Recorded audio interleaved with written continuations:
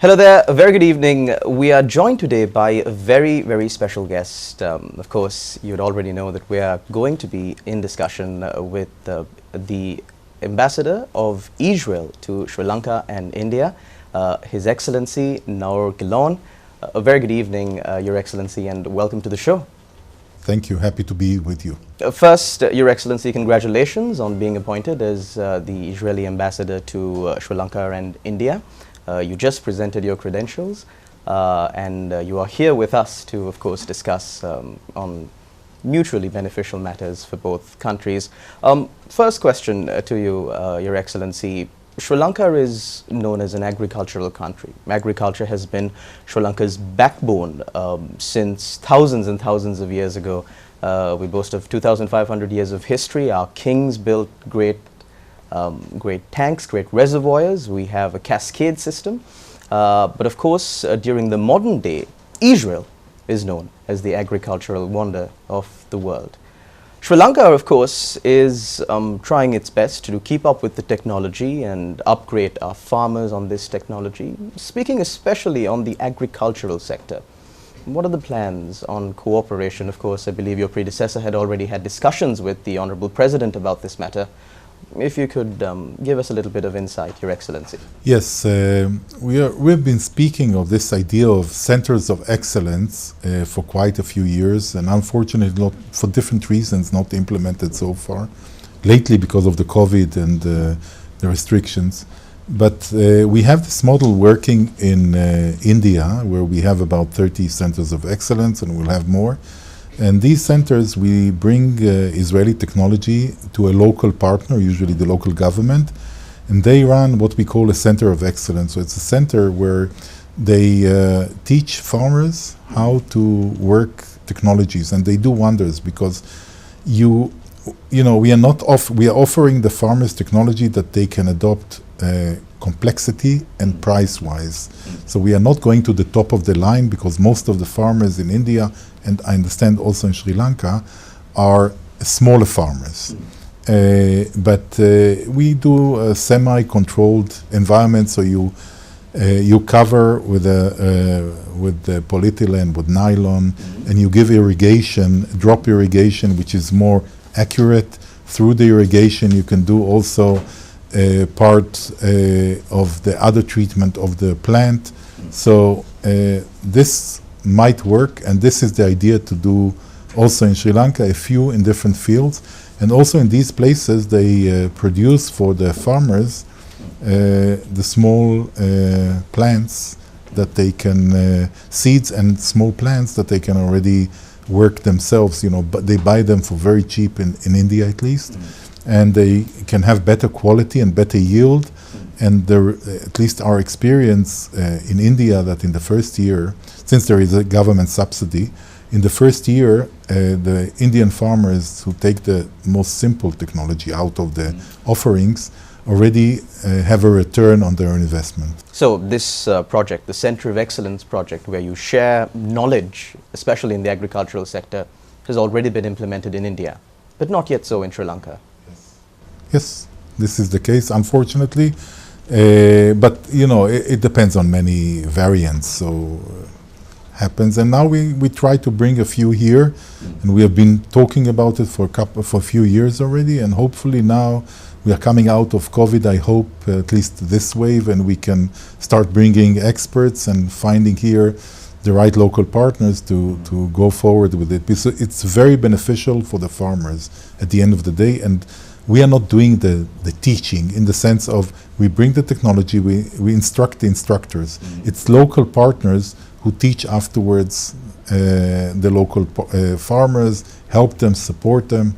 And this is the idea. And we, from time to time, we send an expert to help, to give advice, to make sure that it's going in the right direction. Ambassador Gilon, when you say you team up with a local partner, does it necessarily have to be a government institution, or private partners are also engaging with you on this matter? No, at least in the Indian case, and usually we try to do it, it's only G2G, it's government to government. Right. We try to take, it can be a local authority, it can be the Ministry of Agriculture, it can be... So local cooperation? It has to be governmental, so... Affiliated? Yeah, because if we as a government start to help a private body, it makes us in a conflict.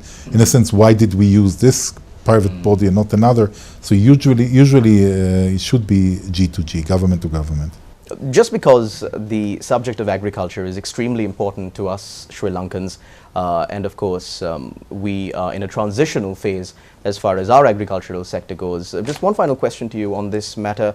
Ambassador, I know I'm being unfair by you by asking for like a timeline maybe, but how soon do you see these matters would progress and we'll have some tangible outcomes here in Sri Lanka as a result of your discussion and your country's involvement in matters here in the country? You know, it will be presumptuous of me really to put here a timeline. I can say that if we find the support, because there will has to be also local investment in it. If we have the full support of the local government, it can start within a year, the first center. But again, it depends on so many variants. So take this commitment that you don't control all the variants. I think it's too risky. It can be fast, but it also can also take time. It really, really depends. At the end of the day, we have the package we bring with us, the knowledge and what we do. We did in other places. It's mostly up to the local partner to make this running and kicking. And our experience, by the way, that there are places where the local partner was better, the centers are more effective. And in places where the local partner was not as good, the centers are less good. It's really depends a lot of the ability to find a good partner who is willing to put himself into it fully and put the assets needed for that, human assets, to make this happen fast and happen well. Ambassador, you spoke about the COVID-19 pandemic and how the pandemic has really, pulled us back as far as progress goes. Now, I know for a fact that Israel was ahead of the curve, especially in the COVID-19 vaccination program. We here in Sri Lanka too had a very successful vaccination program, coming from a country who was one of the first countries to vaccinate over 70% of their population from all across the world. What do you feel about Sri Lanka's vaccination program, the progress that we've made in combating COVID-19? Yeah, it's at the end of the day, our track record, because we vaccinated, was a little bit better. You see that most countries, at the end, they do more or less the same. If you compare it to the size of population, so it depends also if you have more. We were leading the world not only in vaccination, also with the idea of having the green pass, as we call it. So in the first round of pandemic, Israel was totally closed. Total closure because there was lack of knowledge and there were no vaccinations, but still then in the first time. And the philosophy now is understanding that we have to live with the pandemic. So we try to vaccinate. We went for the third booster and we gave the fourth one mainly to weakened population. So older people, sick people, people with problems. The booster was very, very effective and with the Delta. And the fourth one seems to be very effective, not in preventing the sickness, but in preventing serious symptoms to weakened populations, weakened in the sense of health.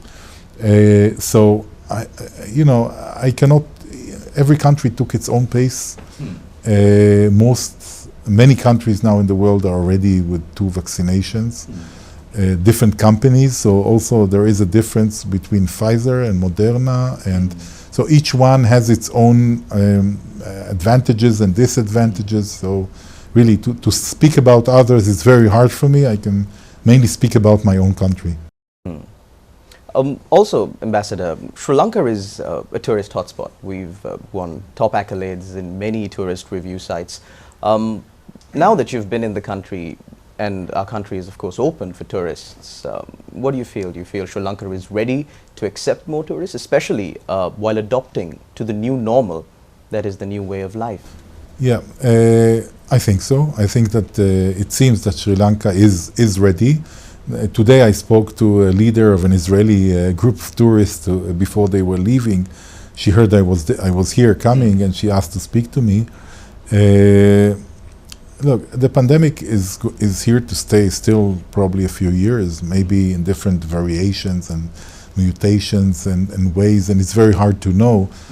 Omicron seems to be more infectious but less deadly in comparison to previous ones. So it's very hard to predict. Now it seems that it's starting to wear down a little bit, at least in Israel and also in India. I'm not that much aware of what's happening in Sri Lanka, I must say.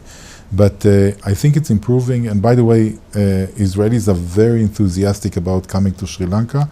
The main obstacle I think that we have is the lack of direct flights. Today, tourists are very spoiled, you know. But especially in times of COVID, you don't want to stop in another stopover that they will test you and have you, you know, especially now. So people are looking for direct flights. And I think this is important in order to have tourists come here. Because Sri Lanka has a lot to offer. I mean, I haven't visited, my family has. The beauty of the beautiful beaches and the beauty of the inland and everything. So I think that it's a wonderful attraction, and I'm sure that Israelis who always like to come to explore new places and go about, if there would be direct flights, probably you would see a lot of Israeli tourism. Ambassador, did this of course feature in your discussions with Sri Lankan authorities, or is it on the agenda at least? Yes. This is one of the things that we are going to discuss. I've started today, I've seen the Prime Minister. I have a few other ministers that I'm going to see in the coming days. And this is one of the elements that will be discussed also. So, in your opinion, having a direct flight, of course, since customer is king, the tourist really dictates the requirements that a country should have when they select to visit the country. But on the ground of whether Sri Lanka is ready or not to accept all of these tourists, what's your take? This you probably know better than me, really, because I'm a newcomer here, and it will be presumptuous of me really to say if you're ready or not ready. I feel very comfortable here. I see that everyone is going with mouth covers, so people are obeying to the health guidelines. The guidelines, and people are okay. And I think this is very reassuring for tourists to come and see that in restaurants they do keep you in distance. They try to maintain physical distancing and covering the mouth, and these elements are very important. We cannot underplay them, and you are vaccinated. So if the pandemic is not raising its head, there is no reason that tourists cannot come here. Ambassador Gilon, as you know, Sri Lanka is grappling with certain human rights issues that of course have been raised at the United Nations Human Rights Council, but human rights issues are problems across the world. Now there seems to be a tug of war between two schools of thought. One, there should be international involvement in matters of domestic human rights violations, abuses, issues. There are certain allegations against Israel as well. But the other school of thought is that there is no one-size-fits-all solution. The solutions to human rights issues should be homegrown. They should be a domestic process with as minimum involvement from the international community. Where do you stand on these lines? Look, I think that as people, human rights are important to us, to all of us. I can speak a little bit maybe about allegations against Israel, because we feel that we are unfairly treated in the international arena. For example, in the Human Rights Commission in Geneva, Israel accredits to, I think, close to half of the country cases that are dealt with. So Israel is about the half, and all the rest of the world is the other half, more or less. Maybe I'm misleading with the numbers, but this is more or less the ratio. Of is the only country there that has a country-specific paragraph. Paragraph 7 is only for Israel. All the rest of the paragraphs in Geneva are dealing with all the world. So a topic and all the world. But for Israel, there is a specific paragraph. So we are really a target for unfair treatment of Israel in international arena. And again, I think that governments have to be responsible for human rights. In general, it's regarding the Israeli government and the Sri Lankan government and the American government and the French government. I think governments have to be serious, and hopefully that governments are able to resolve and find the right way of keeping the human rights of their people. Ambassador, in the modern day and age, information is key, and of course protection of information of citizens is also key. It affects national security, so on and so forth. There was a recent software that was developed in Israel, if I'm not mistaken, called the Pegasus software, that sent a little bit of shockwaves among the international community. There were many reports on it on international media, raising concerns as to if this could be a threat to maybe national security or even companies, security of the information of companies. What's the Israeli government stance on this matter? Very clear, by the way, our stance. The company developing it, NSO, is a private company. Israel took a measure that very few countries do. We treated in our export control this software as a system, a weapon system. Right. This weapon system, by the way, was developed in order to fight terrorism and severe crime. And the measures we took on a software, it's not a shooting element. They need an export license, and our condition for the export license is, first of all, it has to be only to a government player. We don't sell this to non-government players, and also we don't allow them to sell it to all government players. So also the government player has to be committing to using it as an end user and for the purpose it was sold. So it's a very simple thing. I mean, we all want to prevent terror, I guess, especially countries like Sri Lanka and Israel and India, for the sake of the argument, who have been suffering from terrible terror. And this is a tool, and I think that this tool has saved already a lot of lives around the world.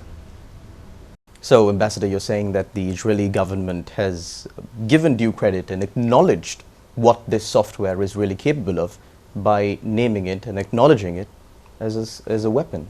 We treated it within our export control mechanism like we treat weapons. So we treated it very seriously, and the demands for exports are very serious.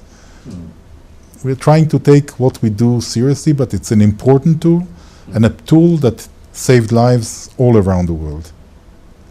Ambassador, on the same subject, national security, it's one of the top priorities of any government, but even more so for countries that have suffered the terrors of terrorism. Take Sri Lanka, for example, Israel, India. You mentioned a couple of countries. We all have our dark stories. We all have our dark pasts. On the subject of ensuring national security, how far have your discussions with authorities here in Sri Lanka focused on that, on cooperation for ensuring national security between the two nations?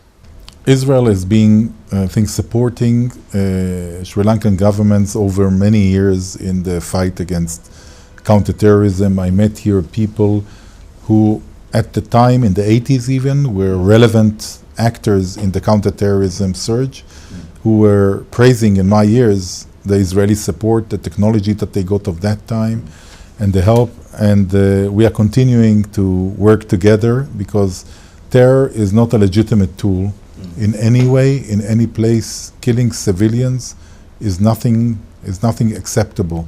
So we are very much happy to cooperate with any government, anytime.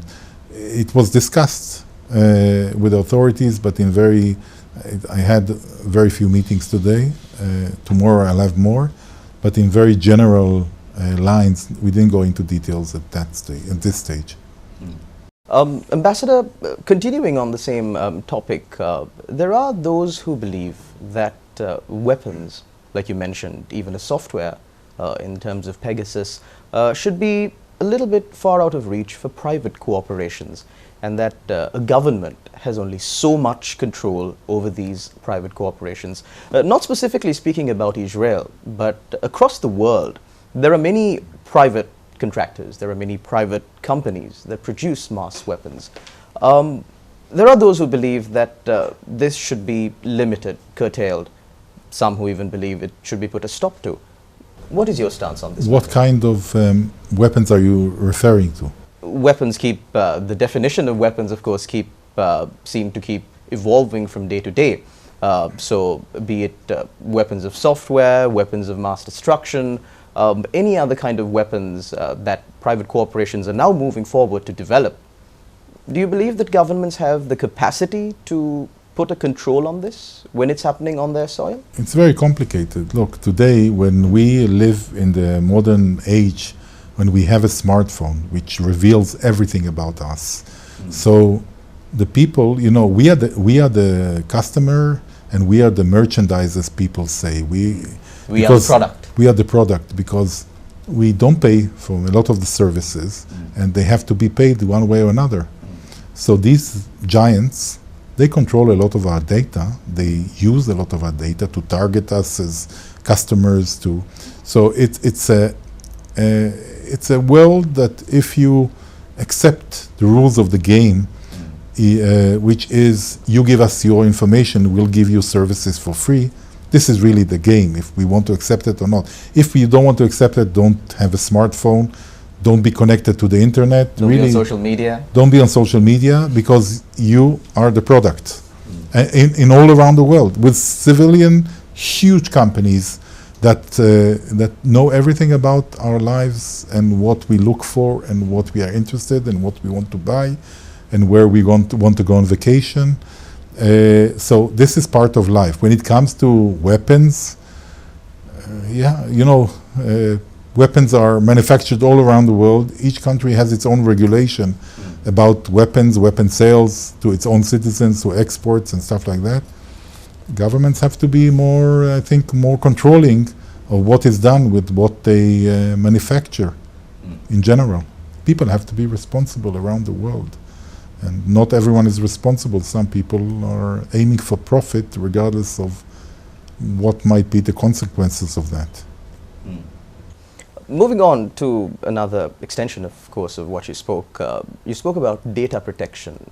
How important do you feel that the protection of data is in the modern day and age for ensuring national security and, of course, safety of each and every individual, privately as well?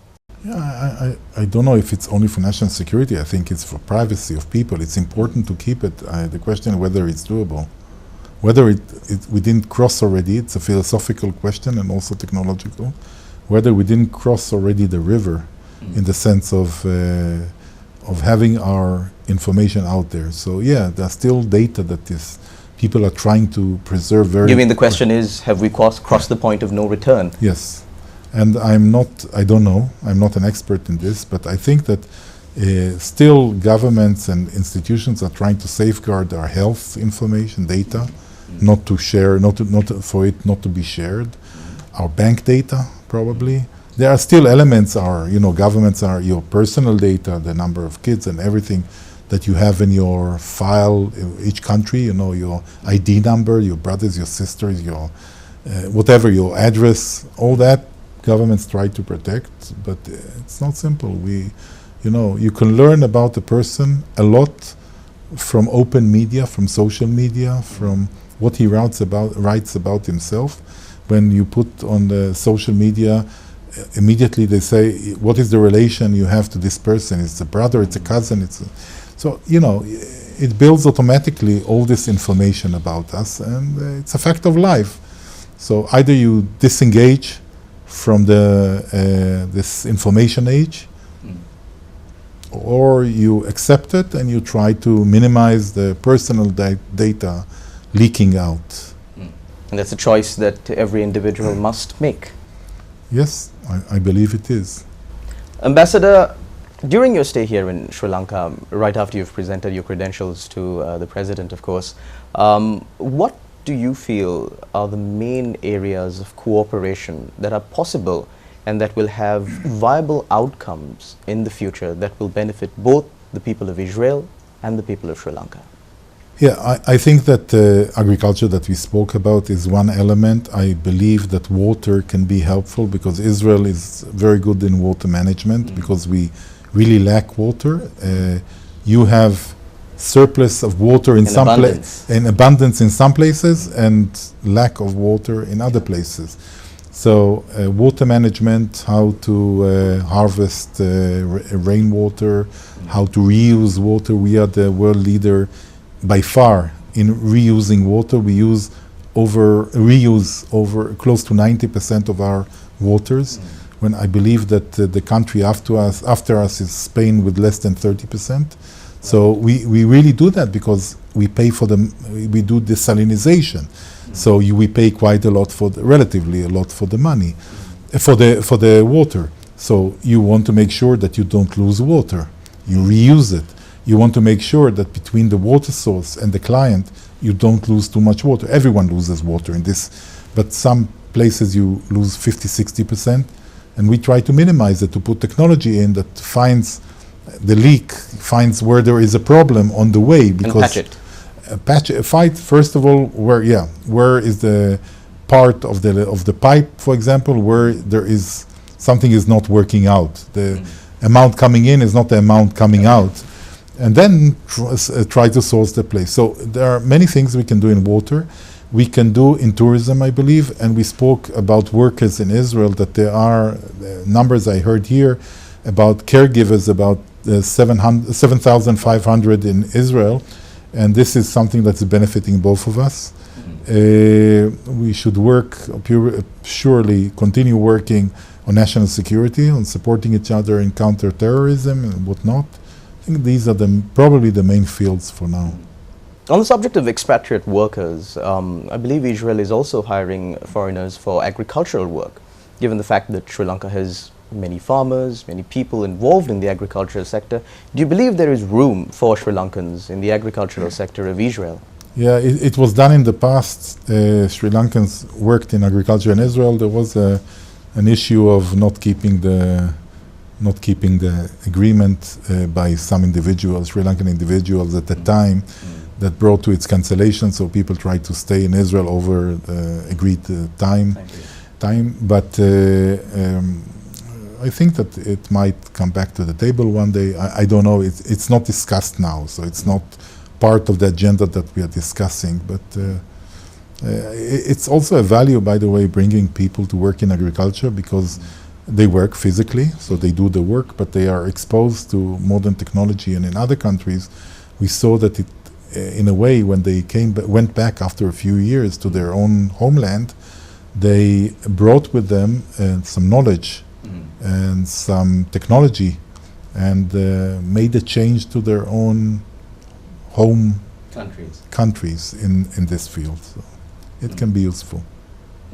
So it could be maybe an extension of the Centers for Excellence programs that you were speaking about at first. Yeah, let's first have Centers of Excellence. By the way, Sri Lankan citizens have been going to Israel for courses in different fields, but big part was agriculture, around agriculture, for years. So we have been sending, usually we don't send single farmers, we send institutional, so for ministries or people who can spread the gospel in this sense. So, to have it, because at the end of the day, there is a limit for a country like Israel of 9 million people to the amount of people we can accommodate and teach. But we try to teach the teachers. This is our capacity building for the country, for the different countries that we try to help. Thank you very much, Your Excellency Ambassador Naor Gilon, the Ambassador of Israel to Sri Lanka and India, for joining us on our program and speaking to us, of course, about the mutual cooperation programs that are in the pipelines for Sri Lanka and Israel. And of course, we wish you the best of luck in holding office as the Ambassador of Israel to Sri Lanka and India, and in all your future endeavors. Thank you very much, Your Excellency, for joining us on our program and sharing your views on various matters with us. Thank you for having me. And thank you very much, of course, to all our viewers out there for tuning in. As usual, I'm Sharlan, Benedict for the Newsfirst team. Take care and God bless.